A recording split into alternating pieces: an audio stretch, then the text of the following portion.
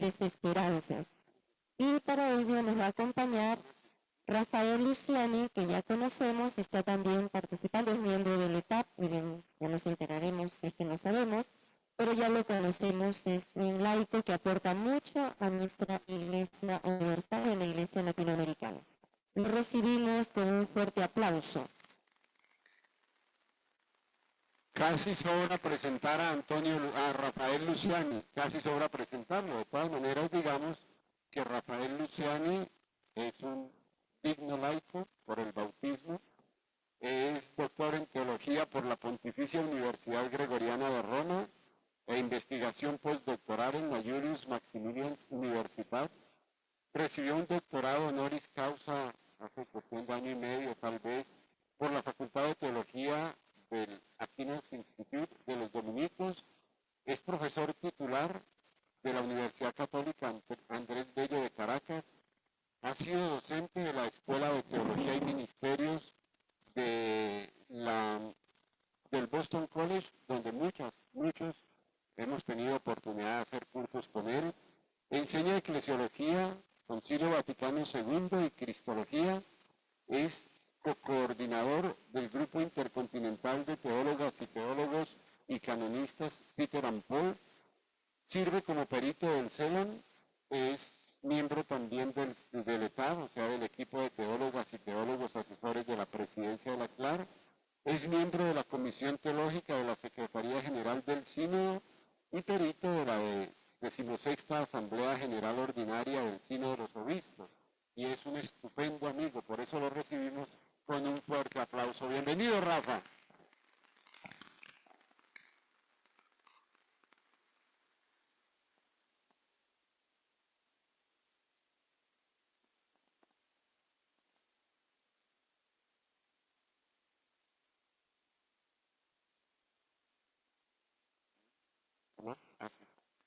Muchísimas gracias, sobre todo porque aquí me siento en casa, porque ustedes han, la CLAR y la vida religiosa a lo largo de estos años en la ETAP han refrescado mi visión de la vida religiosa en América Latina. Así que el agradecido soy yo.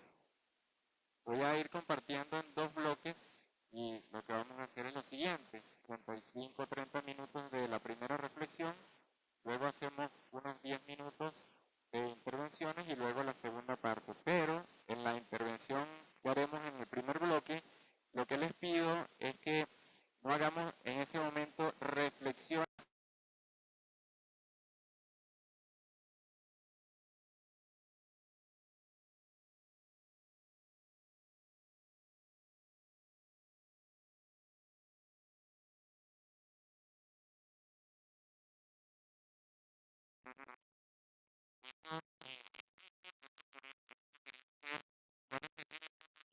recogiendo estos días de la jornada que a la luz de la sinodalidad podemos compartir en este bloque y podemos pasar con las preguntas o reflexiones que quieran compartir. Como título, esta expresión constitutivamente es clave, es fundamental, porque al inicio del pontificado de Francisco se hablaba de iglesia sinodal y fuimos caminando hacia iglesia constitutivamente sinodal. Ahora veremos pues las implicaciones que tiene este cambio. Y el marco de la reflexión y el marco eclesiológico donde surge la sinodalidad ha supuesto una ulterior recepción del concilio. En el 2013, con Francisco, iniciamos una nueva fase. A la luz del proceso sinodal, ingresamos en una ulterior recepción de esa nueva fase del concilio. Y es la vida precisamente que brota cuando se hacen procesos, que no es lineal, sino que va en una forma de espiral creciendo. Algunos de los puntos entonces que tienen ahí, los iremos poco a poco viendo. El primer punto, Iglesia Pueblo de Dios por el bautismo. Cuando se inició el proceso sinodal, hubo una primera reunión de teólogas, teólogos y canonistas, y una persona experta en sínodos dijo: aquí solo podemos consultar a bautizados. Todo el mundo se quedó con la boca abierta porque cómo va a ser una iglesia tan autorreferencial, aunque así haya sido y es la tradición de los sínodos. Precisamente fíjense el cambio. El Papa dijo, se consulta a todos y a todas. ¿Y esto qué supuso? Una iglesia que se descentra para poder repensarse, no a la luz de sí misma y consigo misma, sino a la luz de un mundo en el que sirve, porque no hay iglesia, pueblo de Dios, sino en los pueblos, en medio de los pueblos y las culturas a quien sirve, es decir, para la misión. Cuando decimos entonces esta iglesia, pueblo de Dios, hay que situarnos en lo que el concilio nos ofrece y que ha sido la inspiración de la expresión sinodalidad. Estamos llamados a dar razones de esperanza y contribuir a la humanización de la familia humana, como dice Gaudium et Spes. Pues el futuro del cristiano y la cristiana no es la iglesia, sino el reino de Dios, el Dios del reino, en esa dinámica. La iglesia como institución y madre que convoca, cesará para que permanezca la fraternidad convocada, es decir, esa fraternidad y sororidad que es propia y va configurándonos en nuestra filiación. Esto nos ayuda a entender por qué la iglesia, a la luz de la sinodalidad, existe para la misión y la misión reconfigura a la iglesia, porque solo tiene sentido en tanto ella es signo, como dice Lumen Gentium, e instrumento de la unión íntima con Dios y de la unidad con todo el género humano. Esta es otra expresión que dio siempre que discernir durante el proceso, porque si queremos superar la autorreferencialidad, la iglesia precisamente se tiene que situar en ese carácter de signo, instrumento y por tanto de una mediación que no es absoluta ni puede ser absolutizada. Podemos decir que quien vive, algunos hermanos teólogos dirán y teólogas que soy hereje, pero quien vive sinodalmente, ya veremos por qué, ha comenzado a vivir el reino de Dios aunque esté lejos de la iglesia. ¿Qué implica esto? Dos frases que nos pueden orientar desde el preconcilio al posconcilio y que nos enmarcan también un poco la necesidad de una iglesia sinodal que nos reconfigure. Decía Congar antes del concilio, no es necesario hacer otra iglesia, es necesario hacer una iglesia diversa. El Papa, por vez primera, cita a Congar durante el proceso sinodal. Recuerden el famoso libro de Congar, Verdadera y Falsa Reforma, pues en la primera vez donde el Papa cita a Congar es durante el proceso sinodal. El cardenal Suenens, que es el gran arquitecto, como veremos, de la Lumen Gentium, de la Constitución Dogmática sobre la Iglesia, decía, después del concilio, ¿no? Una cierta forma de iglesia está muriendo, pero están haciendo otra. Estoy más abierto a lo que están haciendo que a lo que se está desvaneciendo. Sí, gracias. Y esta frase es inspiradora porque, como hemos visto en estos días, nos apegamos a una manera de ser y de hacer las cosas que pareciera que no puede cambiar. Y como dice Suenens, ¿dónde estamos poniendo nuestra esperanza? En lo que está muriendo y no queremos dejar, o en aquello que están haciendo emergentemente, inicialmente, pero es real. El camino sinodal, dice el documento final, iré citando, por eso les invito a que vean los textos, porque iré citando textos del documento final del sínodo.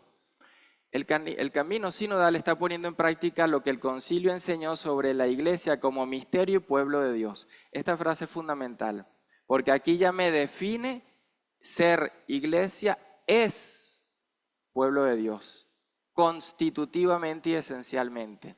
Aquí otra discusión surgió en el proceso sinodal, porque para nosotros en América Latina suena natural la expresión pueblo de Dios porque así se recibió y recepcionó el Concilio Vaticano II.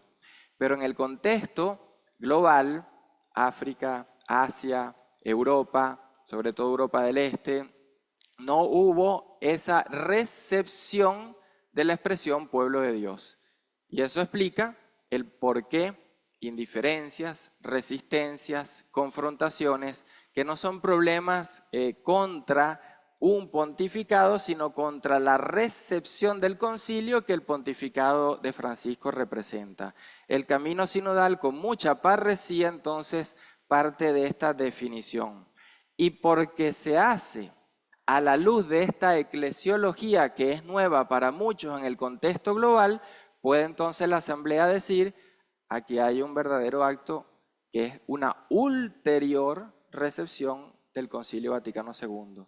Nuevamente, 2013, una nueva fase. Proceso sinodal, una ulterior recepción cuyas consecuencias falta mucho por saber cómo serán y qué implicarán. Y de hecho es lo que aquí se ha planteado en muchos términos en estos días.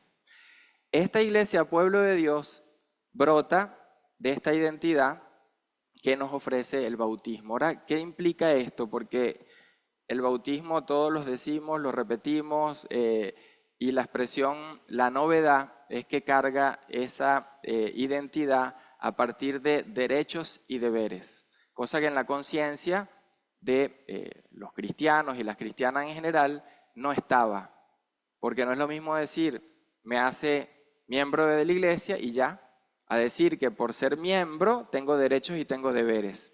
Esta noción es tan importante que una conferencia episcopal durante las primeras consultas, en los informes que nos enviaban para redactar los distintos documentos, dijo, a 60 años después del concilio, toda una conferencia episcopal dijo, estamos redescubriendo la teología del bautismo. Bueno, no sabía si llorar o reír. 60 años después del concilio, estamos redescubriendo la teología del bautismo. ¿Qué pasó? ¿Cómo se define pueblo de Dios en el proceso sinodal y en el documento final? Estas expresiones que son fundamentales: sujeto, comunitario, histórico y en un lugar. Esta identidad precisamente bautismal, a la que me refería, nos constituye, lo que dice acá el número 4, en pueblo de Dios, pero pueblo de Dios como sujeto. No es lo mismo decir que somos una especie de agregado de individuos, incluso de comunidades, congregaciones, como un agregado, a decir sujeto, porque esto implica, un texto que veremos más adelante de Lumen Gentium 12, la totalidad. No somos un agregado de individuos y sujetos, sino sujeto implica la totalidad interactuando de manera orgánica. ¿Puede alguien realizarse sin el otro y la otra? Pues no. A nivel del bautismo decimos, no nos complementamos, nos completamos. Visa Apostólica Autocitate en el decreto sobre el laicado número 6.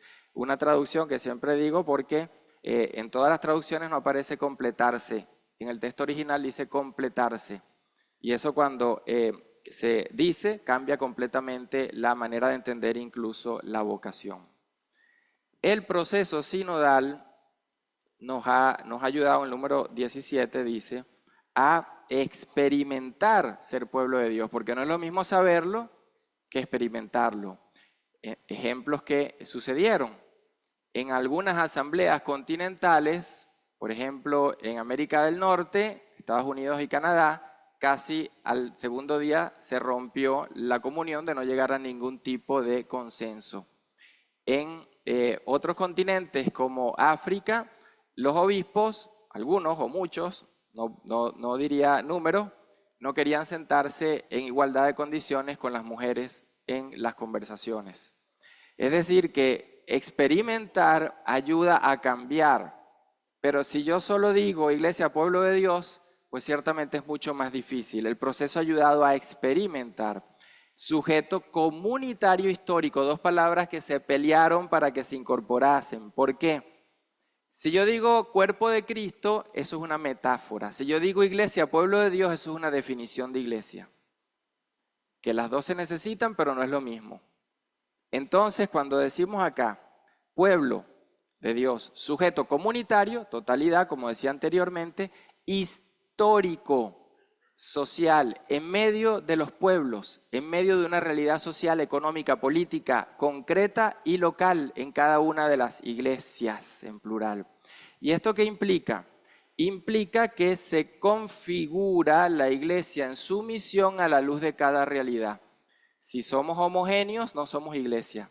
La iglesia es católica porque la catolicidad implica esa diversidad constitutiva de la iglesia. Una expresión que va surgiendo a lo largo del camino sinodal, que como pregunta estaba al inicio, pero no en la conciencia, es iglesias, plural, siempre. Que dice el Espíritu a las iglesias, nunca dice a la iglesia. Y esto es fundamental porque el proceso implica una llamémosla descentralización, llamémosla inculturación, llamemos decolonización, pero lo que implica siempre este arraigo a la localidad, a la territorialidad, al lugar. No hay iglesia, sino en y a partir, Lumen Gentium 23, de una realidad concreta. Número 88 es fundamental porque nos podemos preguntar cómo se construye este sujeto histórico comunitario, ¿no? Y miren la clave que nos da acá de la tradición de la Iglesia Católica. Siempre digo que para muchas personas, para muchos de nosotros y nosotras, la sinodalidad aparentemente es nueva, pero cuando nos damos cuenta es de la tradición de la Iglesia Católica, primer milenio. Aquí el ejemplo que siempre se ha usado es el ejercicio episcopal de San Cipriano. Es el obispo que aparece desde el inicio del proceso en los primeros documentos hasta el documento final. ¿Por qué? Miren acá la lógica de una reconfiguración. Nada sin el obispo, porque implica la iglesia en un lugar que es confiada al obispo como padre y pastor, la iglesia en un lugar, por eso en el primer milenio, la elección de los obispos era para una sede, primero se hacía la iglesia local y luego se nombraba el obispo, no al revés. Y no había obispo auxiliares porque el obispo auxiliar no es obispo, no tiene autoridad. Lo mismo lo hace un vicario. Entonces fíjense la importancia de esta primera frase, nada sin el obispo, nada sin el consejo de los presbíteros. ¿Por qué? Porque la iglesia se hace con los distintos sujetos eclesiales y los colaboradores primeros de los obispos son los presbíteros, no los sacerdotes. Presbíteros. Es que nos cuesta cambiar tanto el lenguaje, que el lenguaje implica una imagen de iglesia. No es sacerdote, lo sagrado, lo separado, presbítero. Y tercer, nada sin el consenso del pueblo. Aquí tienen una imagen de la sinodalidad. Podemos ahora, más adelante que diremos, el uno, algunos y todos. La totalidad, todos en el pueblo de Dios, todos los fieles, cristifideles, algunos presbíteros, el consejo, por ejemplo, presbiteral, y el uno, en una diócesis, el obispo. Solo la articulación es lo que hace llamar a esto sinodalidad. Si no se hace la articulación, no hay sinodalidad. ¿Dónde se articula? En el consenso. Cuando se es capaz de construir consensos. El número 58 nos ayuda a comprender que en los distintos contextos en los que vivimos, hacemos iglesia, se desarrolla esa reconfiguración a partir de las propias inclinaciones, capacidades, pero siempre en la libertad del espíritu, siempre en la libertad del espíritu. Y por ese dinamismo, el pueblo de Dios, escuchando la realidad en la que vive, puede descubrir ámbitos de compromiso y nuevas formas de realizar su misión. La escucha no es una concesión, la escucha no es un mero método, es un proceso de reconfiguración. Por eso no es lo mismo, como dice Francisco, a los 50 años de la institución del Sínodo de los Obispos, en ese discurso que es el más importante eclesiológico, que no es lo mismo escuchar que oír. En esa reconfiguración entra la variedad de los carismas, pero nuevamente iglesia local, carismas, no estamos universalizando, estamos siempre en el arraigo a la realidad local. La novedad para la reconfiguración de cualquier institución, vida religiosa, de cualquier estructura, iglesia local, consejos, etc., la novedad de esta ulterior fase de recepción del concilio está en esa expresión sensus fidei. de la totalidad del pueblo de Dios. Este es el corazón actual de la recepción de la eclesiología del pueblo de Dios. Eclesiología del pueblo de Dios, 2013, nueva fase en esa recepción. Ahora veremos de la rearticulación del Lumen Gentium, ulterior recepción, Sensus Fidei. ¿Qué dice el texto del Lumen Gentium 12? Que es muy profético y que no se leía en esta clave hasta que aparece la sinodalidad, o no se le daba la importancia como un texto que reconfigura toda la iglesia. Primero dice la totalidad de los fieles, no algunos, no uno, la totalidad. Ese todos al que me refería, que en eclesiología implica la totalidad de los fieles, es decir, la totalidad del pueblo de Dios. Incluido en esa totalidad, algunos obispos, uno, el Papa. No puede, todos tienen en cuanto a totalidad la unción del santo, nadie la tiene individualmente, la tiene como capacidad individual, pero solo se activa en la interacción de la totalidad. Totalidad de los fieles que tienen la unción de los santos no puede equivocarse. Nuevamente, y repito 1000 veces, totalidad, totalidad, porque es una expresión que está ahí, pero en la conciencia y en la práctica es nueva. Manifiesta el sentido pues, de la fe, etc. Con este sentido de la fe que el Espíritu de verdad subsiste y mantiene, el pueblo de Dios se adhiere indefectiblemente a la fe confiada de una vez para siempre a los santos. Penetra más profundamente en ella con juicio certero y le da plena aplicación de la vida. Las dinámicas que hemos visto en el proceso sinodal, dinámicas comunicativas, la escucha recíproca, el discernimiento en común, la elaboración en común de decisiones, la toma de decisiones, esas dinámicas permiten esto, activando en la totalidad de los fieles la presencia del Espíritu, permite esa profundización con juicio certero y la mejor aplicación en la vida de la fe. No la puedo aplicar nuevamente individual. La lógica, y este es el aspecto fundamental de la sinodalidad, es una conversión profunda de cómo entendemos las identidades a partir de las relaciones que nos hacen y nos constituyen en esa totalidad. Pero viene un texto en Lumen Gentium que es el corazón del corazón de esa ulterior recepción. El Espíritu Santo no solo santifica y guía al pueblo de Dios a través de los sacramentos y misterios, no solo, sino que también distribuye sus dones a cada uno como Él quiere, como el Espíritu quiere, lo hace apto y prepara para emprender diversas obras.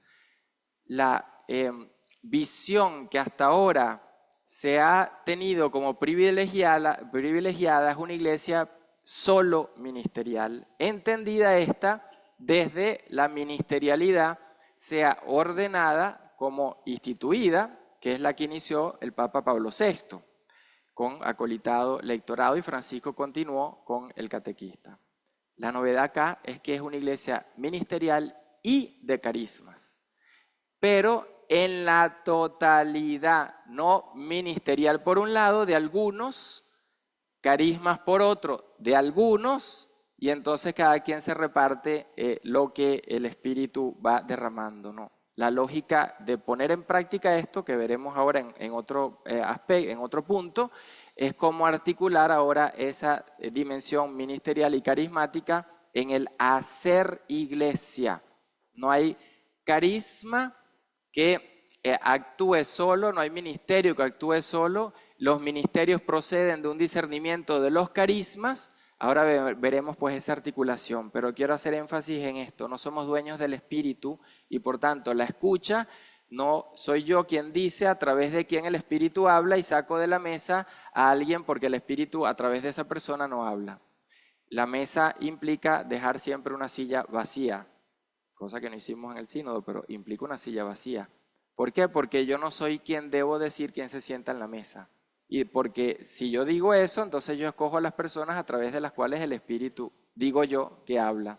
Entonces fíjense la importancia de esta dimensión del Espíritu, no solo a través de ministerios y sacramentos. Y todo el proceso se reconfigura, número 3, al inicio del documento, todo el proceso reconfigura el ser iglesia, pueblo de Dios, a través de esta práctica del sensus fidei, que rescata, y esto es fundamental, rescata esta función profética de la totalidad,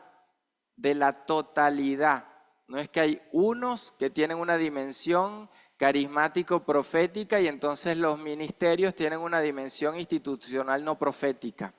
Al estar todos al interior de esa totalidad, todo sujeto eclesial tiene la misma dignidad, deberes, derechos y tiene por tanto esta misma configuración profética. La iglesia entonces, dice el 22, está segura de que el santo pueblo de Dios no puede equivocarse al creer cuando, dice bien claro, cuando la totalidad de los bautizados expresa su consenso universal en materia de fe y de moral. Esto es un desafío inmenso, porque ese cuándo lo tengo que construir. Podemos dar siempre, y tiene que ser así, la comunión por sentada para llegar a un consenso, pero puede haber comunión sin aún lograr el consenso. Entonces el trabajo y el desafío es que habiendo comunión primero, construya siempre consensos en todo lo que hago. Pero tenemos ejemplos de iglesias disfuncionales, es decir, iglesias que no existe en ellas la comunión, que es la base de la construcción del consenso. Y quieren saltar a la construcción del consenso sin tener una vida en comunión como iglesia. Y eso pasa en cualquier institución pues, de la iglesia. La sinodalidad supone ciertamente esta profundización, este origen en la tradición de la iglesia, pero a partir de este discernimiento de los acontecimientos y las exigencias, fíjense cómo se integró Gaudium et Spes con mucha claridad de los signos de los tiempos, y en ese discernimiento se realiza y se practica el sensus fidei. Esta dimensión nuevamente del corazón, el sentido de la fe de todos los fieles, es la teología del sensus fidei, solo se puso en práctica 2 veces antes del proceso sinodal en la historia de la Iglesia, en la proclamación de los 2 dogmas marianos. La práctica de esta teología es lo novedoso. Se traduce, como veremos ahora, Lumen Gentium capítulo 2, como el criterio central de hacer iglesia. Y al reconocer que los otros capítulos que son de los sujetos eclesiales, el capítulo 3 de Lumen Gentium Jerarquía, el capítulo sobre laicado, el capítulo sobre vida religiosa, que vienen después los sujetos eclesiales al interior del pueblo de Dios, entonces podemos decir que se hace todo un camino desde el sentido de la fe de todos los fieles, que rescata la tradición, que la discierne a la luz de los signos de los tiempos y que da un paso en la profundización y en la aplicación. La sinodalidad entonces, si es constitutiva de todo el pueblo de Dios, no es optativa, porque define la identidad, reconfigura las relaciones y este paso que ven acá en el número 12 es fundamental para entender los grandes desafíos que hoy vivimos. Las asambleas en los sínodos son el sujeto, no es el Papa ni los obispos, es la totalidad, es el sujeto. La asamblea, dice el número 12, reconoce y testimonia que la sinodalidad, dimensión constitutiva de la iglesia, ya forma parte de la experiencia. Reconoce la sinodalidad como dimensión constitutiva.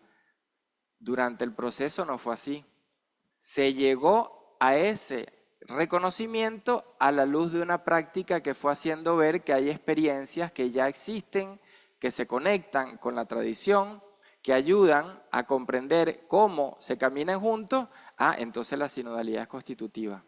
Entonces fíjense la importancia, porque ahora la asamblea como sujeto, y ese sujeto que es la asamblea, que tiene al interior al uno, al Papa, y a algunos, rearticuló el modo de hacer iglesia y define, reconoce la definición de la iglesia como pueblo de Dios constitutivamente sinodal. El Papa confirma al asumir el documento final como magisterio ordinario, entonces ya no estamos hablando de un sínodo cualquiera con una exhortación posinodal que no es vinculante. Estamos hablando de una autoridad de la asamblea, la totalidad del pueblo de Dios, que el Papa, habiendo estado como un fiel más, junto con el resto de los obispos como fieles más, junto con el resto de los fieles, laicado, vida religiosa, presbiterado, se reconoce la autoridad del único sujeto que es la asamblea. Para poner un ejemplo de lo que esto implica, es una reforma del papado, una emergente reforma del ejercicio del pontificado y del ejercicio episcopal. En algunas experiencias durante los años del sínodo, algunos obispos se sentían ciertamente interpelados porque si yo me formo en una manera de ejercer el ejercicio episcopal desde una noción de autoridad solo individual y no al interior de esa totalidad, entonces lo que genera eso es una visión absolutista del ministerio ordenado, en este caso el episcopal.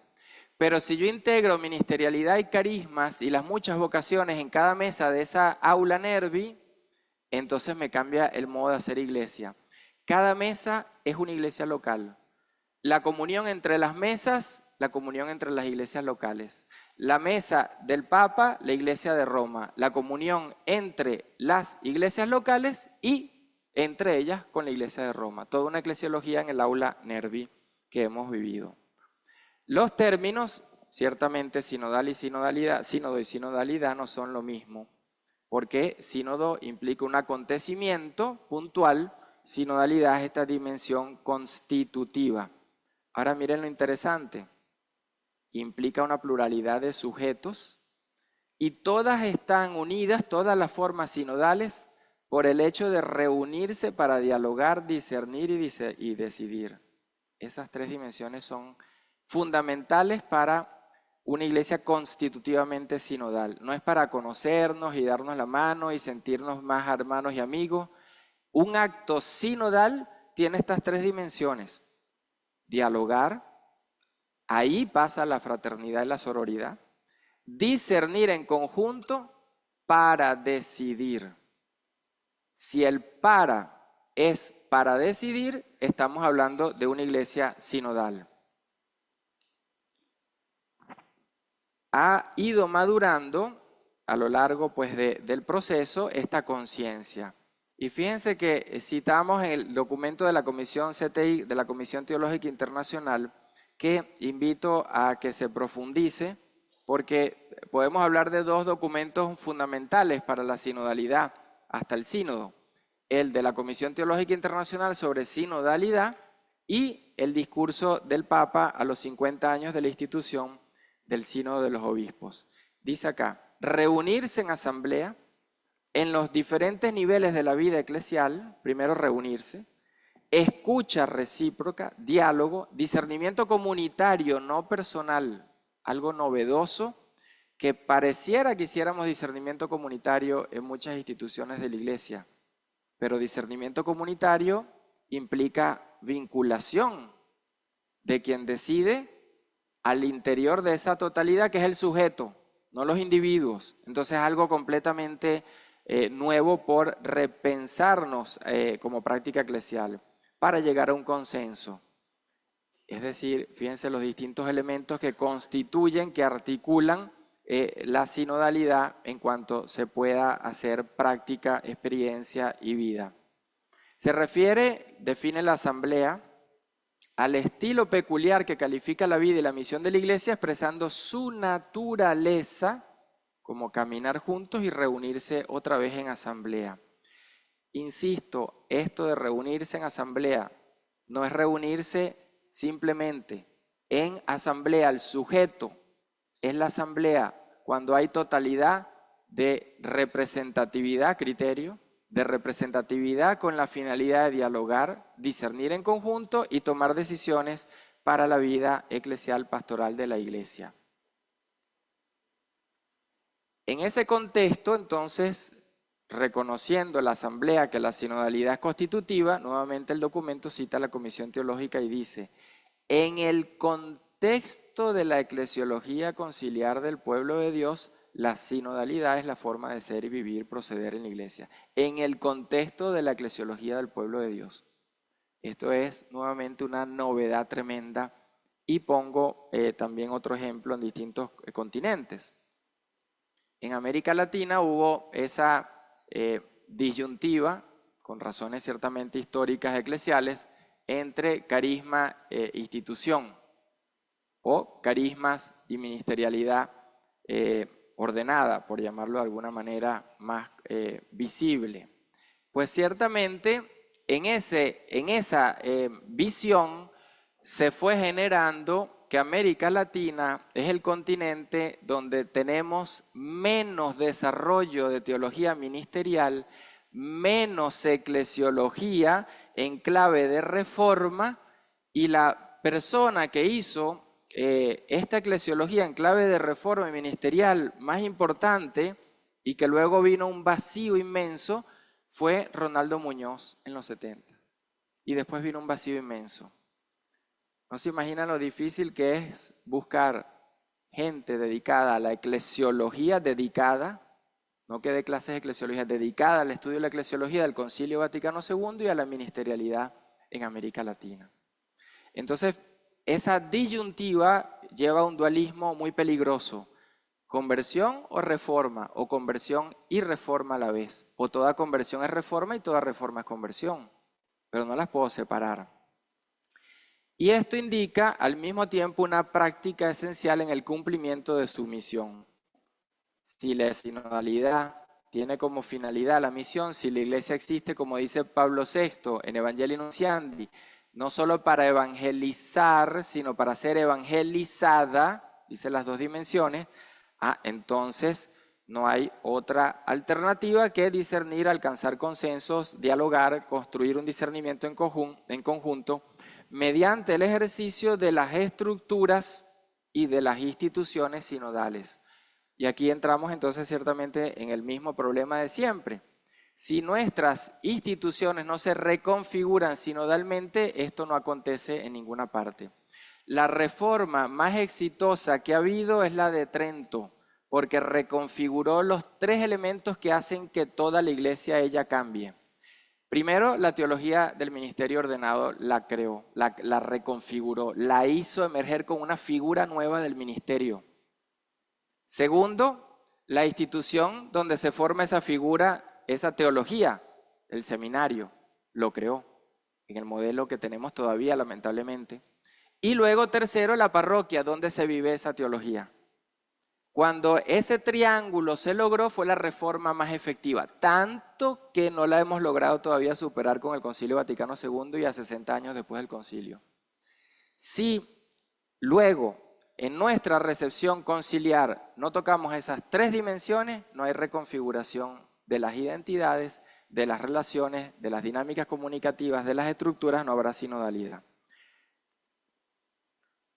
La sinodalidad, por eso, no es un fin en sí misma, ciertamente, como dice el documento, apunta a la misión, pero en cuanto apunta a la misión, reconfigura a la iglesia toda para que pueda ser fiel a la misión. ¿Y cómo hace? Valorando todos los carismas, ministerios, de esa manera haciéndose sacramento visible y realizando entonces la misión a la luz de los tiempos, de los signos de los tiempos actuales. No hay una disyuntiva, misión, sinodalidad, iglesia, mundo o autorreferencial o adextra. La sinodalidad es la reconfiguración de toda la iglesia en su modo de ser y de proceder para la misión. Y lo que está pasando hoy en día es que la transmisión de la fe se cortó, porque la iglesia ya no comunica en sus relaciones, en sus dinámicas comunicativas y en sus estructuras con la realidad a la cual debe servir y responder, que es la realidad en la que todos vivimos en cada uno de nuestros contextos. Y este último punto para entonces abrir una primera resonancia. La sinodalidad en el documento final nos invita a hacer una conversión relacional. conversión relacional, una expresión ciertamente hermosa, pero una expresión que nos pone a pensar, se supone que esto tiene que darse solo para el hecho de ser humano y de ser cristiano. Pero se tiene que dar una verdadera conversión relacional.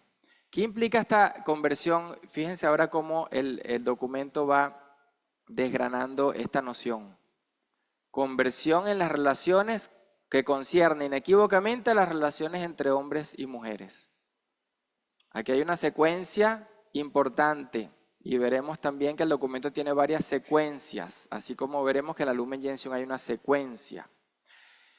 Hombres y mujeres. El dinamismo relacional está inscrito en nuestra condición de criaturas y la llamada a la renovación de las relaciones en el Señor resuena en la pluralidad de contextos vinculadas a la pluralidad de las culturas. Sujetos, culturas. No puedo entender una relación solo entre sujetos sin culturas o entre solo los sujetos que yo quiera comprender para una conversión relacional. Por eso la conversión relacional nos lleva a esta gran pregunta. Identidad y configuración relacional de las vocaciones, los carismas y los ministerios. Vocaciones, las tres expresiones que usa el documento para precisamente ampliar los sujetos que no son solo sujetos eclesiales, sino también sujetos sociales, porque la iglesia no está para sí misma. El proceso sinodal ha mostrado que el Espíritu Santo suscita, como todos sabemos, una gran variedad de carismas y ministerios.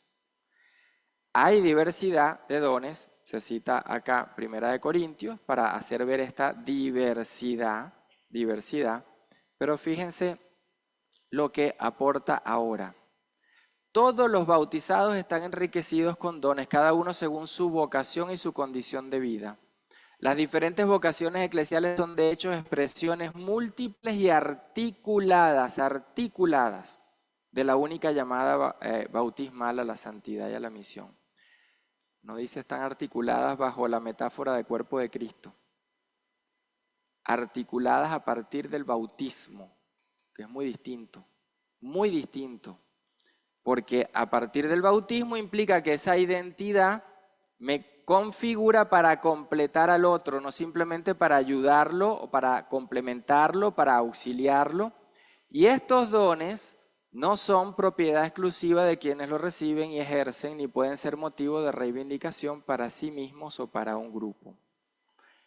Viviendo el proceso sinodal, hemos tomado conciencia de que la salvación que hay que recibir y proclamar pasa a través de las relaciones.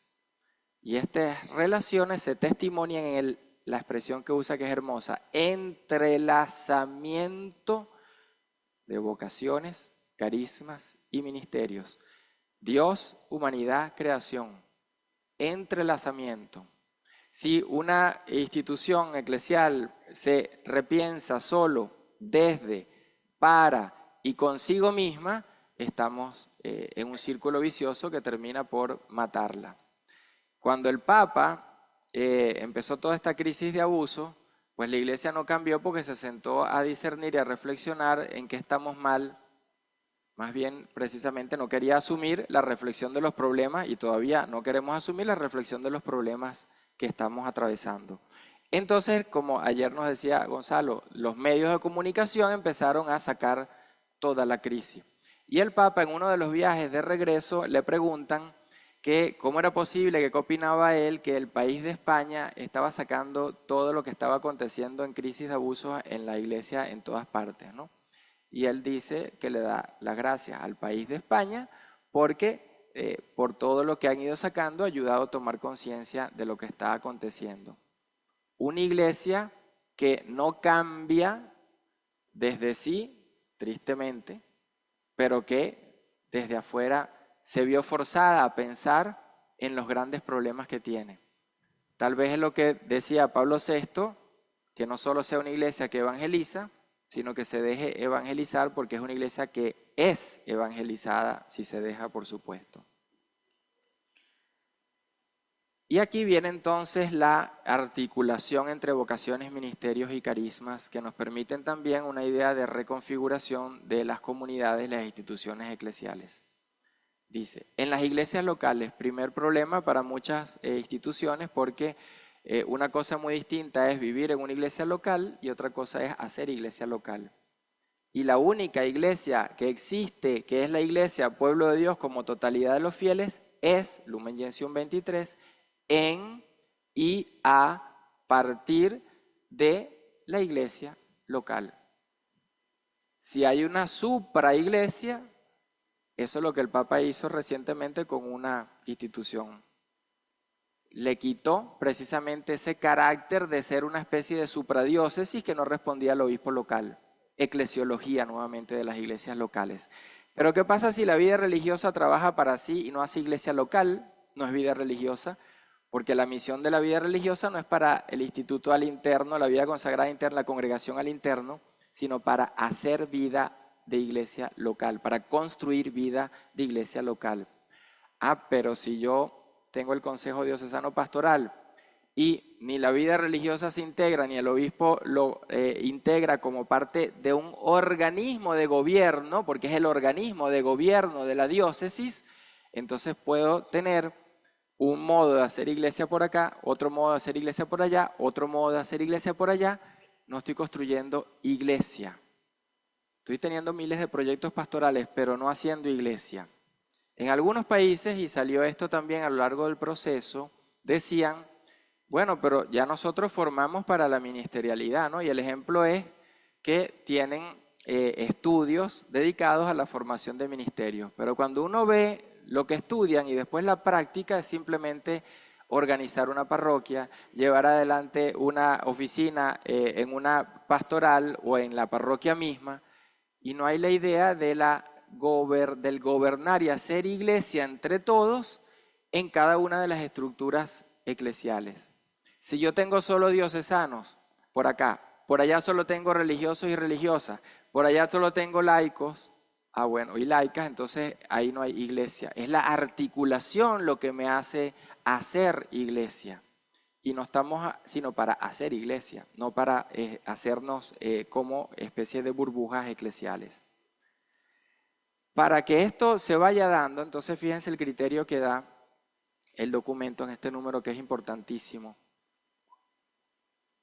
Discernir entre los carismas algunos que conviene que tomen una forma ministerial, dotándose de criterios, instrumentos y procedimientos adecuados. No todos los carismas deben configurarse como ministerios, ni todos los bautizados deben ser ministros, ni todos los ministerios deben ser instituidos. Esta primera relación que ofrece ese número 66, ¿no? Entre carismas y ministerios desde la perspectiva de la reconfiguración y configuración de identidades eclesiales. Y luego dice, es necesario que la comunidad, no un individuo, totalidad de los fieles, comunidad, identifique una verdadera necesidad pastoral, acompañada de un discernimiento realizado por el pastor junto con la comunidad sobre la conveniencia de crear un nuevo ministerio. Ahora fíjense, cada una de estas expresiones que suenan ahí muy naturales, costaron ponerlas ahí.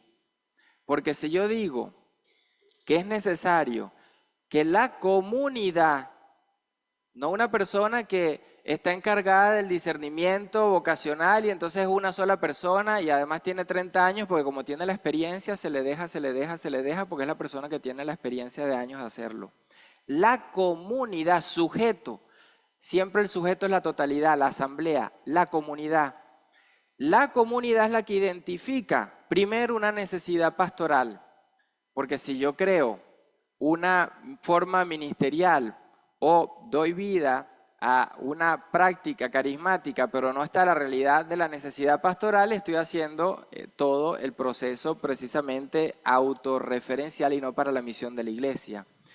Pero entonces nos lleva a ver que si no hay la necesidad pastoral hoy en día que se pensó hace 100 años, sino otra, tengo que reconfigurar entonces desde la comunidad cuáles son las necesidades pastorales a las cuales debo responder. y desde ese discernimiento la comunidad, junto con el pastor, podemos decir con la autoridad competente, entonces deciden.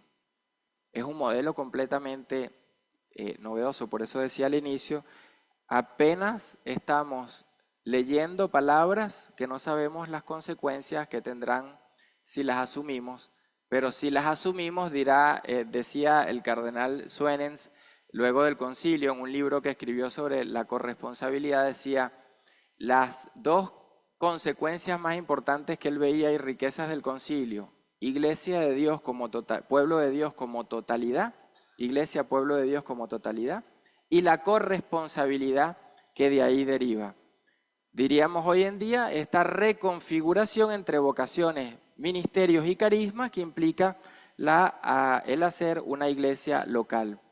Y en este contexto, bueno, terminamos acá esta primera parte para recoger algunas resonancias y luego hacemos la segunda parte de la reflexión. Como decía, solo desafíos que ven de estos días y de lo que aparece en el documento final y que también nos ayuden para los conversatorios de esta tarde. Si alguien pues quiere solo pararse, no una intervención pues larga con una reflexión, sino desafíos, sí. ¿Cómo no? Hola, sí, gracias Rafael. Bueno, a mí en la CLAR me ocupa un poquito el tema que ya sabes de las familias carismáticas y creo que todo este planteo que nos estás haciendo es un desafío central en esta reflexión y en la toma de decisiones de los distintos institutos y carismas, ¿no? Toda esta relación entre vocaciones, ministerialidad y carisma es un desafío muy importante y que a veces no tenemos todo replanteado. Hace 2 semanas tuvimos un par de encuentros con la Confer de España, algunos miembros de la comisión, y uno de los temas que me parece nos quedaba por reflexionar más profundamente y ayudarnos es en el tema de la ministerialidad.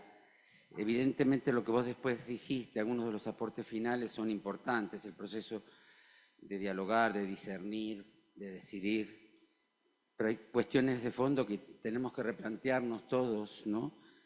Si nos cabe a nosotros determinar la existencia o no de las familias carismáticas, o tenemos que sentar a la mesa a los laicos y no usar el poder para que no se dé, el poder de la institución, de la cual todos somos parte, pero si es un don del Espíritu a la Iglesia nos trasciende.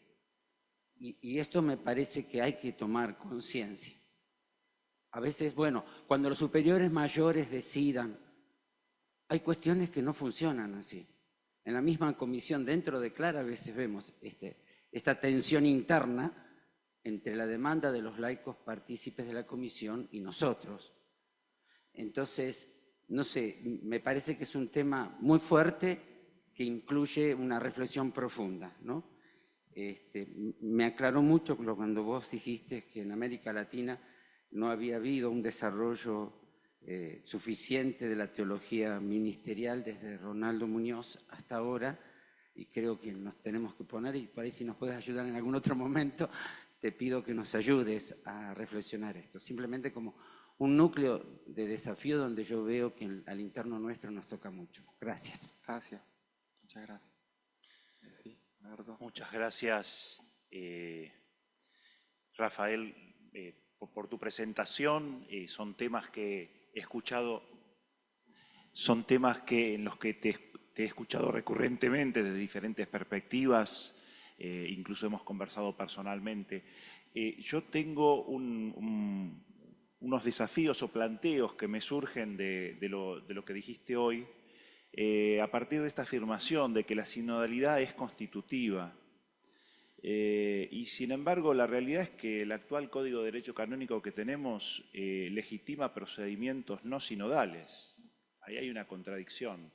Y estoy hablando a partir de variadas experiencias, ¿no? Es decir, que incluso procedimientos que terminan siendo inmorales, desde una perspectiva, yo diría, evangélica y humana, de acuerdo a la sensibilidad de la cultura actual. si queremos pensar la sinodalidad en el contexto de una iglesia que está en el mundo, que es sacramento universal de salvación, acá no se haría creíble en temas vinculados, por ejemplo, al tema de la libertad, a la valoración incluso con retribución del trabajo, o a temas de respeto de la propiedad, por ejemplo, para dar algunos ejemplos. Mi experiencia es que muchas veces, y sobre todo en los temas decisivos, ni adintra de los institutos, ni en el marco de la Iglesia ha prevalecido la sinodalidad. Es decir, que las decisiones decisivas y de fondo suelen ser verticales. Es mi experiencia en cosas, y tengo ejemplos muy recientes, pero la sensación es que en los temas decisivos no hay consulta. O sea, que personalmente no me ha tocado opinar sobre muchos temas que me han afectado muy decisivamente. Y acá hay otro tema que se vincula también, diríamos, con el tema de los abusos, es decir, el tema del abuso del poder como padre de todos los demás abusos, ¿no? Porque se asocia a una legitimación de conciencia, una legitimación teológica, lleva a una manipulación de las personas, justamente porque de algún modo las decisiones pueden ser tomadas como al margen un poco de ciertos controles y límites, ¿no?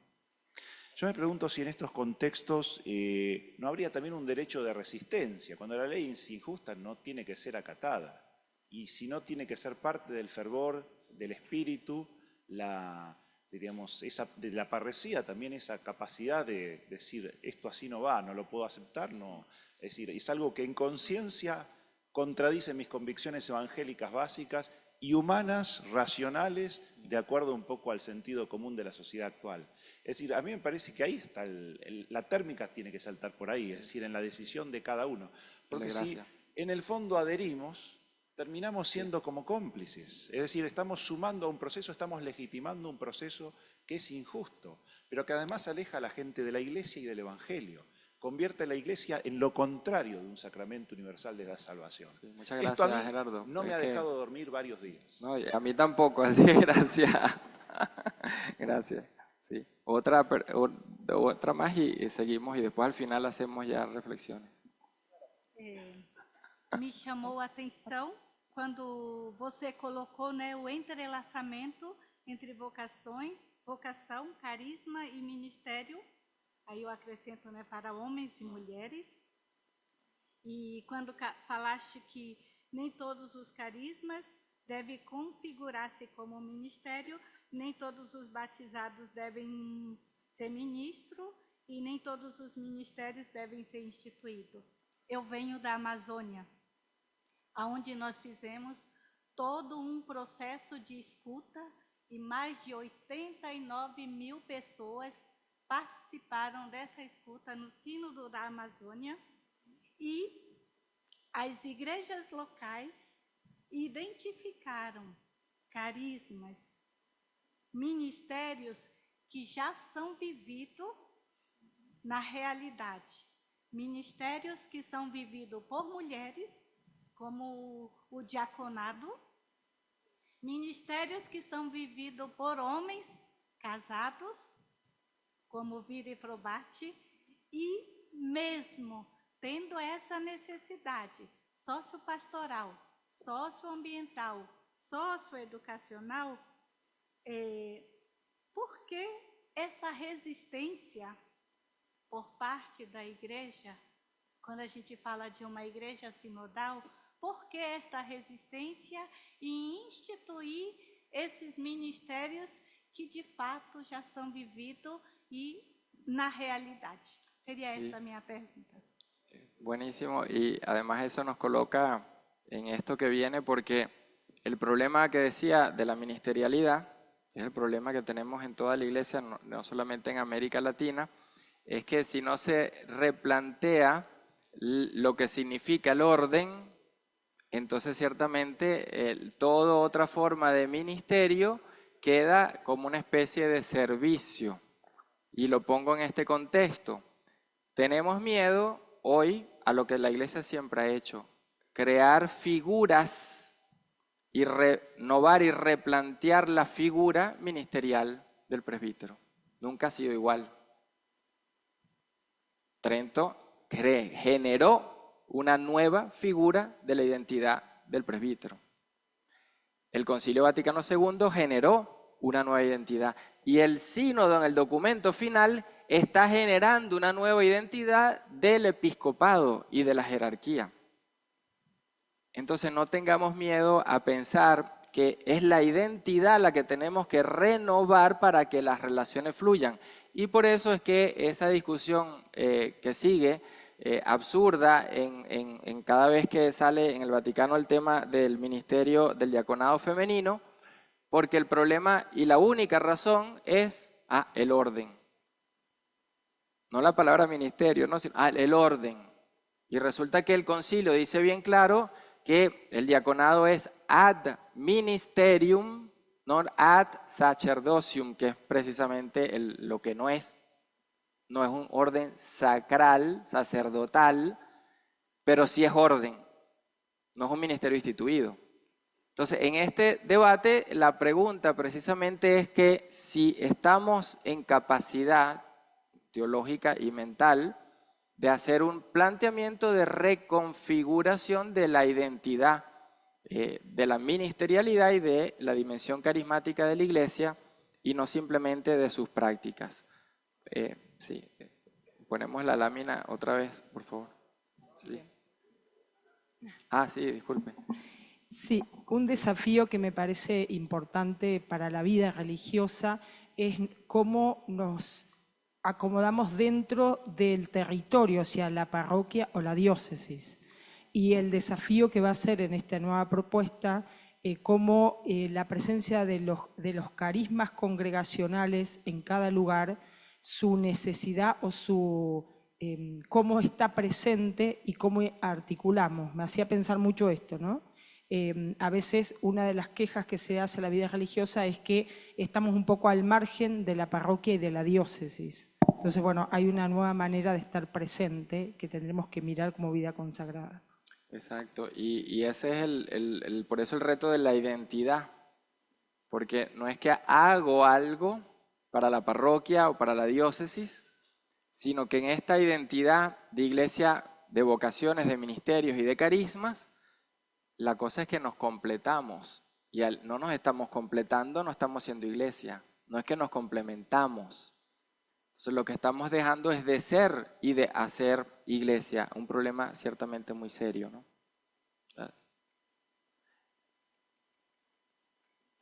Ya, disculpe, estaba para atrás y para adelante. Entonces podemos hablar de subjetividades y sujetos y el documento ofrece una secuencia. Cuando digo secuencia es que se opta por colocar un orden para configurar identidades, para pensar relaciones, para pensarnos como iglesia y ese orden pasa a ser criterio para cualquier discernimiento. Pongo el ejemplo, como decía anteriormente Lumen Gentium, ¿no? Capítulo 2 dijeron los padres conciliares. Los padres conciliares, se ve en los debates, se ve en las argumentaciones de por qué pusieron, por qué cambiaron. Iglesia es ser pueblo de Dios, capítulo 2. Todos a la luz del bautismo. Después, capítulo 3, jerarquía, y los otros capítulos, los sujetos eclesiales restantes, ¿no? Laicado, vida religiosa, etc. ¿Por qué se coloca así? Porque en el capítulo 2 se entiende que está la normatividad, que hace que un obispo sea obispo, un presbítero sea presbítero, un diácono, una religiosa, un religioso, un laico, una laica. Capítulo 2. Ser pueblo de Dios. ¿Qué hizo el documento final? Hizo una secuencia. Primera dimensión de esta secuencia, en virtud del bautismo, hombres y mujeres gozan de igual dignidad en el pueblo de Dios. Capítulo 2 de Lumen Gentium. Al interior, ahora viene la novedad, que el concilio no integró al interior, sujetos sociales y sujetos eclesiales.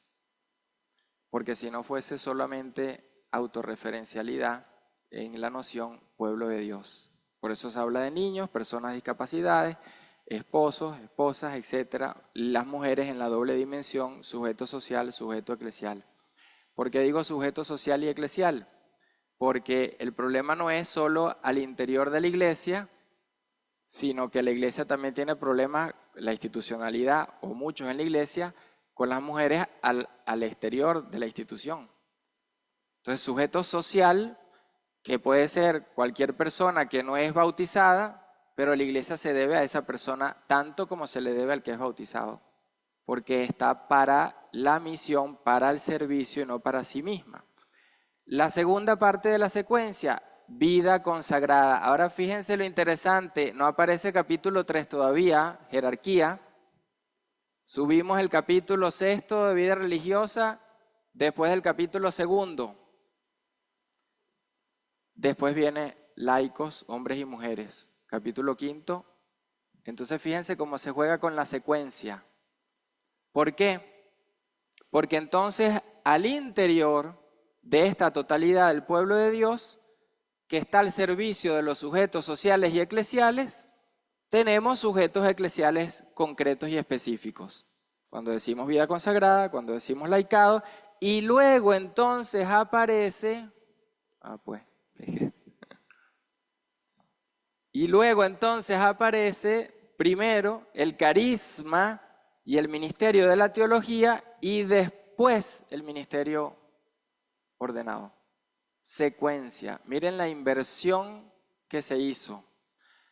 Y como dije al inicio y lo repito, no sabemos las consecuencias que esto tendrá, porque más es el ambiente, y así se desarrolla la iglesia, de hecho, y así fue Medellín, el ambiente lo que lleva a que a través de un proceso se aprueben cosas que la propia conciencia de lo que se está aprobando. Eso es hermoso porque es el espíritu precisamente, porque si yo tuviese todo tan claro, me siento en mi oficina, hago 1, 2, 3 y simplemente diseño algo. Pero esto que implica la novedad de esa ulterior fase, no la fase iniciada por Francisco, la ulterior fase en la recepción. Se logró en el 2013 asumir la secuencia de la Lumen Gentium. Se logró en esta ulterior fase de la recepción del concilio rearticular esa secuencia del concilio a la luz de la sinodalidad. Me van a decir si eso no es importante. Eso es el oro puro de este proceso. Porque yo puedo pensar ministerios, carismas, todo lo que yo quiera y puedo tener en mi mente la eclesiología preconciliar y sigo planteando las mismas preguntas, la misma posición, la misma perspectiva, pero cuando yo rearticulo la forma y la figura de iglesia, entonces necesariamente tengo que reconfigurar todas las identidades ministeriales y carismáticas de la iglesia. Ese es el gran desafío que estamos viviendo. No es pasar la pintura acá, es una reconfiguración total. Por eso digo que llevará más de una generación y ni lo veremos, pero eso es lo que estamos viviendo. La vida religiosa se sitúa entonces al interior de la teología de los carismas y al interior del pueblo de Dios. Aquí hay algo muy interesante porque en Perfecta Caritatis no aparece la palabra carisma por ningún lado. No aparece. El documento final la introduce conectándola con la vida religiosa de manera específica. Y esto cambia, porque yo puedo decir los dones, sí. El discurso postconciliar habla de la teología de los carismas, pero no es lo mismo que esté al interior de un documento que tiene carácter de magisterio ordinario y que por tanto me está haciendo ver una figura y forma de iglesia que toca las identidades de los sujetos eclesiales. Seguir a Cristo por el camino de los consejos evangélicos, consagrándose al servicio de Dios, tanto en la contemplación como en las múltiples formas de servicio. Y aquí vemos una iglesia en transición que significa dobles modelos que siempre aparecen de eclesiologías en todas las transiciones. Todavía se habla de la consagración, teología preconciliar que sobrevivió en el posconcilio, y a la vez se habla de teología bautismal al interior del pueblo de Dios, que es la teología del concilio, no completamente recepcionada, dificultosamente recepcionada y ulteriormente recepcionada en el proceso sinodal, pero no conscientemente asimilada. Entonces tenemos una iglesia en transición, que es lo que estamos viviendo. Nunca hay una alineación completa en ningún proceso de transición eclesial, es decir, de conversión y reforma, de la eclesiología. Y esto es importante que se vea porque eso recoge las muchas voces y posiciones en una asamblea como sujeto, porque la comunión en la diversidad y la diversidad en la comunión supondrá esperar los distintos ritmos, velocidades y tiempos en cada uno de los temas. Pero eso tiene la eclesiología que no estamos viendo, ¿no? Iglesias locales, como decía sobre la Amazonía. Si ya en una localidad se hizo un proceso, ¿por qué yo lo tengo que parar y frenar porque el otro no ha llegado ahí? O estamos en la eclesiología de las iglesias locales hoy en día, o nos quedaremos allá atrás, bien lejos, sin realizar esta forma de iglesia y seguiremos desconectando con la realidad. Hoy la vida consagrada, dice, son un laboratorio de interculturalidad. Ahora fíjense esto también que implica el modo de hacer iglesia. Porque si yo tengo una visión de la vida religiosa universalista, que es la eclesiología que se supera en el proceso sinodal, entonces yo simplemente tengo un modelo que se define en una sola reunión por allá y entonces después baja en cascada para todos lados y hacemos lo que se hace en la liturgia, que se cree que hay una reforma y no hay ninguna reforma, que se permiten ciertos brochecitos, toques, para que se vea más linda, incorporando la música local, incorporando algún rito local, pero no es una reforma litúrgica, que es distinta a la luz de las iglesias locales. Entonces, la vida religiosa puede tener ese mismo riesgo, que yo tengo una reunión, capítulo como se llame, hago ahí una decisión universal sin procesos de tan inculturación que respeten la variedad que pueda haber y una variedad que puede llegar a ser completamente distinta en un lugar que en otra. Es un desafío inmenso. Nuevamente estamos en esta superación de una eclesiología que permanece, esa eclesiología universalista y no de las iglesias locales. ¿Cómo se hace iglesia? Es decir, vida religiosa, iglesia local, todo lo que tenga que ver con iglesia. Organismos de participación y procesos decisionales son la clave de la sinodalidad. Y no es que sea una visión autorreferencial, ad intra, de las estructuras. No. Es que si no se hacen procesos en instituciones que no dependan de personas, la iglesia no avanza. Y no digamos que, no sigamos diciendo que si la iglesia, que no se debe votar en la iglesia. Bueno, hasta el Papa lo eligen votos, se vota por mayoría. En el sínodo del documento se vota por mayoría. Ahora, es muy distinto cómo llegamos a un voto, a una votación. Eso es muy distinto. Por eso se necesitan organismos de participación, pero con procesos decisionales muy claros. Es decir, si quieren ser sinodales. Una palabra nueva que ayuda a comprender los procesos decisionales actuales. La palabra que se crea es corresponsabilidad diferenciada. Porque durante el pontificado de Juan Pablo II, cuando se decía corresponsabilidad, en el caso, por ejemplo, de Christi Fidelis Laici, es corresponsabilidad auxiliar, porque el sujeto sigue siendo el ministerio ordenado, no la totalidad. Y por tanto, no hay la lógica de la completitud, sino de la complementariedad. Corresponsabilidad diferenciada, como hemos dicho anteriormente, vocaciones, carismas y ministerios. Los miembros lo son, dice, esto es muy interesante. Imagínense un capítulo, un consejo pastoral, cualquier organismo en la iglesia donde haya necesidad de procesos decisionales. Los miembros lo son en función de su rol, según sus responsabilidades diferenciadas en las distintas capacidades, carismas, ministerios, experiencia, competencia. Cada uno de estos organismos participa en el discernimiento necesario para el anuncio inculturado del Evangelio, según los roles, capacidades. ¿Qué pasa si yo tengo a una persona que solo está ahí porque siempre ha estado ahí, porque conoce la historia, la tradición de la institución, etcétera, pero no está en función de algo que específicamente necesito para completar una decisión que se debe tomar, no para ayudarme más o menos? Por ejemplo, ¿qué sucedería si yo estoy haciendo un discernimiento sobre un proyecto que tengo que hacer en una comunidad, pero lo discierno solo con las personas adintra de la estructura, la congregación, como sea, pero no con la comunidad? Y resulta que ese proyecto supuestamente es para el servicio de la comunidad, pero yo no integré en los procesos decisionales a esa comunidad que es a la que yo sirvo, no al revés. Entonces los procesos tienen que ver con estas dimensiones de los sujetos que participan si queremos procesos decisionales sinodales.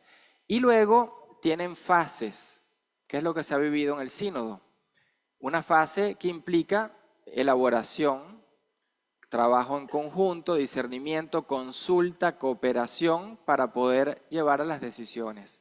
Si yo tengo que tomar una decisión y en vez de tener las 1000 páginas del informe me dan 300 porque las otras 700 no las puedo ver, ¿cómo puede ser esa decisión realmente adecuada a la decisión que necesita esa institución? Necesito toda la información posible. Y en esos procesos decisionales se articulan las distintas fases junto, y se agrega una expresión muy también novedosa, porque recuerdo otra vez, no veamos esto como si, ya esto existe en mi congregación. En el contexto de una iglesia global, estas cosas en su mayoría no existen, no se dan, no se quieren, no se ponen en práctica. Y aquí se dice en el número 90, el proceso debe prever también la fase de aplicación de la decisión, ahí todos estamos claritos, y la de su evaluación, en la que las funciones de los sujetos implicados se articulan en nuevas modalidades. ¿Por qué se rinde cuentas en una parroquia? Poquísimas que hay que lo hacen, pero bueno, cuando he visto que lo hacen, de la economía, cómo se usa el dinero, sí.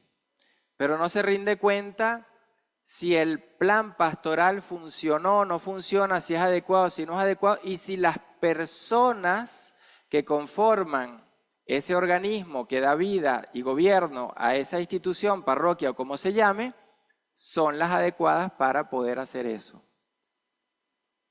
Hay parroquias que no sabemos muy bien, el cura decide todo, pero resulta que la mayoría de los curas solo tienen bachillerato en teología y no tienen otra carrera, ni siquiera licenciatura en teología, ni siquiera economía o administración. Entonces, ¿qué significa esto? No es que tenga o no tenga competencia desde el punto de vista del conocimiento, lo intelectual, ese no es el punto.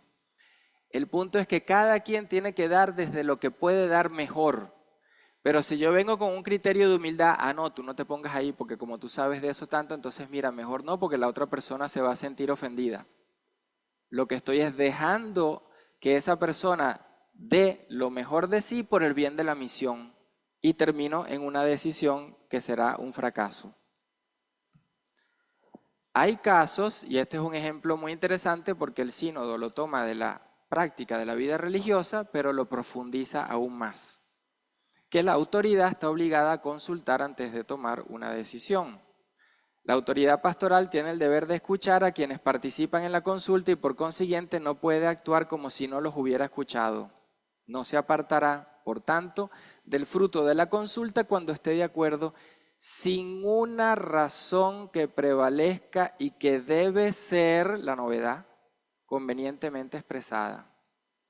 No es porque yo quiero, porque yo tengo la autoridad, porque el capítulo lo dijo, porque el argumento no es genérico, convenientemente expresada, argumentada, articulada. En la Iglesia el ejercicio de la autoridad no consiste en la imposición de una voluntad arbitraria. La estructura, entonces aquí viene esta articulación en las competencias de los distintos sujetos eclesiales. La estructura jerárquica de la Iglesia establecida por Cristo al servicio de la unidad y del respeto de la legítima diversidad. Sin embargo, no es incondicional. No es incondicional la toma de decisiones que hace la autoridad en la Iglesia. No se puede ignorar una orientación que surge en el proceso consultivo como resultado de un correcto discernimiento, sobre todo si es llevado a cabo por los órganos de participación. Y para ello entonces da un aporte fundamental: superar ese dualismo entre lo consultivo y lo deliberativo. No hay consulta que no sea deliberativa, no hay deliberación que no implique consultación. Y esto es un paso adelante porque, como se vio en la asamblea, el Papa, obispo de Roma, en ese marco de un fiel más de la asamblea, que es el sujeto, se vinculó a la consulta que fue hecha y que llegó a la asamblea. Y en la deliberación entonces pasa de la consulta a la deliberación porque asume como magisterio ordinario lo que ese sujeto colectivo comunitario histórico aprobó por votación como totalidad de los fieles. Entonces fíjense que a veces decimos, no, consultamos, eso es parte del proceso. No son procesos decisionales, no tienen partes, es un conjunto orgánico. Cuando dejo de hacer una fase no hay proceso decisional, no es que solo compete la escucha y la consulta y después hacemos un discernimiento, pero cuando paso ya a la elaboración de decisiones, ahí reduzco el número de personas y ahí voy subiendo la escalera a la autoridad, y cuando viene la toma de decisión es la oficina, ya aquella última donde está la autoridad que toma la última decisión. Voy reduciendo los sujetos eclesiales. Los procesos decisionales son siempre con todos los sujetos eclesiales y en todas las fases y en todos los niveles. Es lo que sucedió en la asamblea sinodal. Y luego la rendición de cuentas y la evaluación, que ya existe en las estructuras, organismos, pero que no es puesta lamentablemente en práctica. Para ir terminando, la rendición de cuentas en la Iglesia, desde la contribución de la vida religiosa, se ofrecen en el número 99 y en el 103 modelos que pueden ayudar desde la vida religiosa, capítulos, visitas canónicas, etc. Pero fíjense qué interesante, la rendición de cuentas dice, debe convertirse en una práctica habitual a todos los niveles. Sin embargo, quienes ocupan puestos de autoridad tienen una mayor responsabilidad a este respecto. Y aquí viene otra vez la eclesiología que decía anteriormente. Están llamados a rendir cuentas a Dios y a su pueblo, totalidad de los fieles. San Cipriano, nada sin esa totalidad, es decir, el pueblo de Dios. ¿Por qué las rendiciones de cuentas tienen que ser solo al interior cuando la finalidad es la misión? ¿O es que aquel que está allá afuera es un objeto receptor pero no participa de los procesos decisionales de rendición de cuentas? Y es que ¿quién da el dinero a las congregaciones religiosas y a las diócesis? Los mismos religiosos y los mismos obispos, los mismos presbíteros. Los da la sociedad a la que no rendimos cuenta. Entonces fíjense la dimensión de los procesos decisionales como orgánicos, o si yo los separo como una especie de fragmentos que voy de acuerdo a lo que yo quiera usando. Y termino con esta visión de realineación que se da de Lumen Gentium con este concepto de Ecclesia Tota que supera el universalismo, Iglesia Universal, que se fue imponiendo durante el pontificado de Juan Pablo II y Benedicto XVI. Dice el documento: y esto es una conciencia explícita del documento, superar ese universalismo abstracto, como lo llama el Instrumentum Laboris del 2023, universalismo abstracto de la Iglesia, se refiere a esta concepción universalista. El documento final expresa la conciencia de que la llamada a la misión es simultáneamente llamada a la conversión de cada iglesia local y de la iglesia toda. Ecclesia tota es comunión entre las iglesias. La comunión entre las iglesias. Pero la comunión entre las iglesias implica la descentralización de la iglesia. Por eso nunca se pregunta lo que el Espíritu quiere a la iglesia, porque no es una uniformidad homogénea universalizante a las iglesias. ¿Y qué tal si esa pregunta vale para la vida religiosa? ¿O es que cada carisma, institución es una sola cosa que es igualito en todas partes y debe ser igual en todas partes? El plural constituye a esa iglesia, ecclesia tota. Esto es lo que estamos superando y es lo que debemos superar. Cuando se hace una involución en el año específicamente 85 de la eclesiología conciliar del pueblo de Dios. Unos meses antes del sínodo extraordinario de 1985 le hacen una entrevista a el entonces prefecto de la fe, Ratzinger, que se llama el informe sobre la fe, y él dice, pueblo de Dios es una categoría sociológica, no es la categoría conciliar, etcétera, etcétera, etcétera. 1985, luego viene el sínodo extraordinario, un poco después de esa entrevista, y sale exactamente lo mismo. Comunión jerárquica es la eclesiología del concilio, pueblo de Dios es un concepto un poco sociológico, y por eso el documento final utiliza comunitario e histórico. Histórico, rescata, fíjense, supera, es un concepto sociológico, así como es un concepto eclesiológico, porque es pueblo de Dios en medio de las culturas y sus pueblos y otros pueblos. Luego tenemos otro problema, que en el año, durante el pontificado de Francisco, se fueron haciendo sínodos sobre sujetos eclesiales, no como Pablo VI, Iglesia Mundo, o como Francisco, rearticulación de la eclesiología. Y los sujetos eclesiales, sínodo Christi Fidelis Lache, por ejemplo, laicado, el sínodo sobre la vida religiosa, el sínodo sobre el episcopado, lo que buscaba era rearticularlos, pero desde esa perspectiva de la comunión jerárquica, y eso es como esta imagen. Tengo la comunión jerárquica y tengo el pueblo de Dios.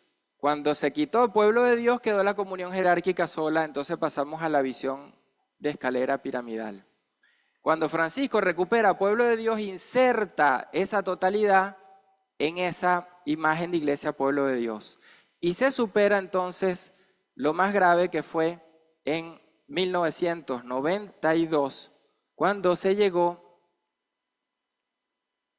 a decir, bueno, en Comunionis Notio, que escrito por también el entonces prefecto de la fe Ratzinger, que la Iglesia Universal preexiste ontológicamente a las iglesias locales.